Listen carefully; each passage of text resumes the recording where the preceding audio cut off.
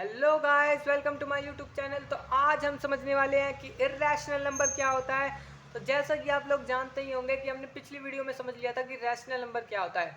तो अब एक बार थोड़ी सी रिवीजन कर लेते हैं। तो रैशनल नंबर क्या होता था? रैशनल नंबर वो होता था जो कि पी बाई क्यू की फॉर्म में लिखा जा सके, यानी कि अपॉन की फॉर्म में लिखा जा सके। जो क्यू है यानी कि पी और क्यू है, जो क्यू है वो ज़ीरो नहीं होना चाहिए था भाई। हमने ये समझा था जो उसका डेनोमिनेटर है वो ज़ीरो नहीं होना चाहिए, तो वो रैशनल नंबर था। और एक और सिचुएशन थी, जो p और q है वो दोनों के दोनों इंटीजर्स होने चाहिए, तो वो रैशनल नंबर होता था जब ये सिचुएशंस होती थी। तो एक और सिचुएशन देखी थी हमने कि भाई उस वो नंबर अगर ऐसा आंसर आया किसी भी नंबर का तो वो रैशनल होगा या इरेशनल। कई बार क्वेश्चन में पूछ लेते हैं हमसे कि भाई ये रैशनल है इरेशनल। ठीक है, तो रैशनल वाला हमने समझ लिया था। उसकी सिचुएशंस थी कि भाई या तो वो टर्मिनेटिंग होगा, या तो वो रुक जाएगा, या फिर वो नॉट टर्मिनेटिंग बट रिपीटिंग होगा। टर्मिनेटिंग यानी कि रुक जाएगा, किसी चीज़ का आंसर आया और वो नंबर रुक गया तो उसे रैशनल नंबर में जो ले लेते थे हम। ठीक है, और एक और सिचुएशन थी नॉट टर्मिनेटिंग बट रिपीटिंग। जैसे किसी का आंसर आ रहा है 0.33333 एस ऑन ऐसे ही चले जा रहा है, तो वो भी रैशनल नंबर होता था क्योंकि वो रुक नहीं रहा था और वो बार बार रिपीट हो रहा था। तो आज हम इस वीडियो में इरेशनल समझने वाले हैं। इरेशनल नंबर्स क्या होते हैं, तो बस ये समझ लेना कि जो रैशनल नंबर होता है उसका बस उल्टा होता है इरेशनल नंबर। ठीक है, तो एक इसकी छोटी सी प्यारी सी डेफिनेशन बना लेते हैं। ठीक है, तो लिख लेते हैं फटाफट। Anything that can not written in the form of p by q and q not q equals to 0 and p and q are not integers। तो भाई अब हम इसको इस डेफिनेशन लिख लिया हमने एक प्यारी सी। तो डेफिनेशन का मतलब समझते हैं। Anything that can not return in the form of P by Q, मतलब कि कोई नंबर जो कि पी बाई क्यू की फॉर्म में ना लिखा जा सके, यानी कि अपॉन की फॉर्म में वो नंबर नहीं लिखा जा सकता। ठीक है, और जो क्यू है वो इक्वल होना चाहिए जीरो के। तो जैसे कि हम एक छोटा सा एग्जाम्पल ले लेते हैं। जैसे कि हमारे पास कहीं पे ऐसे लिखा हुआ है 3/0, 4/0, 5/0, तो आपके अपॉन में ज़ीरो है ना ये तीनों में, तो मतलब तीनों में नहीं, कहीं पे भी मिल सकता है आपको ज़ीरो। अगर आपको ज़ीरो मिल जाए डेनोमिनेटर में तो आप सीधा सीधा पता लगा सकते हैं कि भाई वो इरेशनल नंबर है। आई एन मतलब इरेशनल नंबर है। ठीक है, वो नंबर इरेशनल नंबर है। क्यों? क्योंकि उसके नीचे डेनोमिनेटर में ज़ीरो हो गया। तो सिचुएशन क्या बोलती है कि भाई ज़ीरो होना चाहिए। इरेशनल नंबर में ज़ीरो होना चाहिए और रैशनल में नहीं होना चाहिए था, तो इरेशनल नंबर हो गया। ठीक है, अब आगे क्या बोला? P and Q R not integers. P और क्यू इंटीजर्स नहीं होने चाहिए।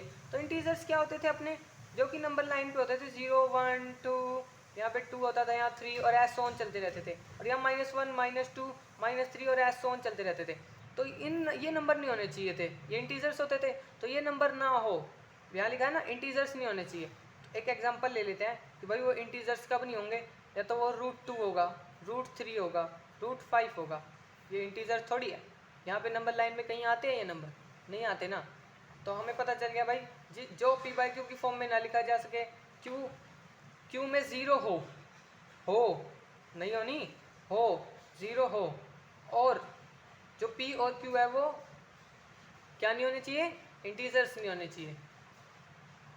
ठीक है, अब ये वाली नंबर इंटीजर्स नहीं है, तो ये सारी सिचुएशन किसकी है? इरेशनल नंबर की।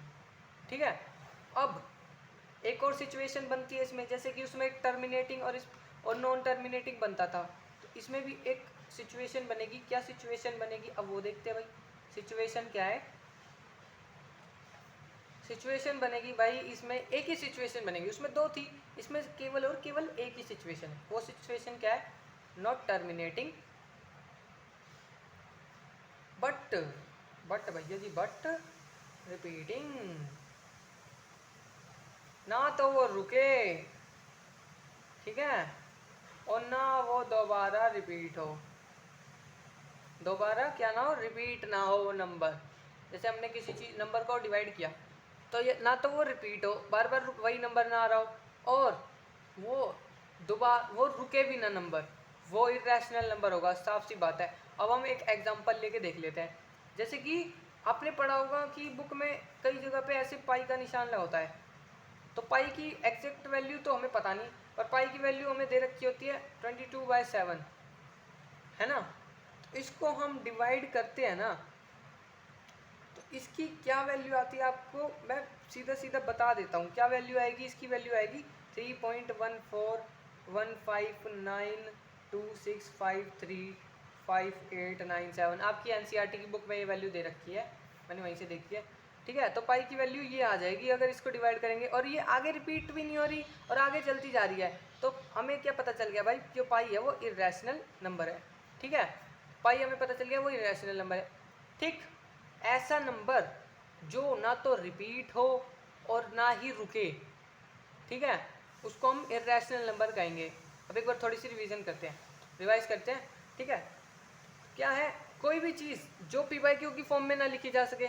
ठीक है, Q not equals to Q equals to zero हो, sorry Q equals to zero हो, यानी कि डेनोमिनेटर में ज़ीरो होना चाहिए। ठीक है, और पी क्यू इंटीजर्स नहीं होने चाहिए। हमारे इंटीजर्स ये होते थे, तो इंटीजर्स से अलग ये वाले एग्जांपल्स लिए थे, तो इंटीजर्स नहीं है। ठीक है, अब सिचुएशन क्या बैठती है, situation not terminating but repeating है।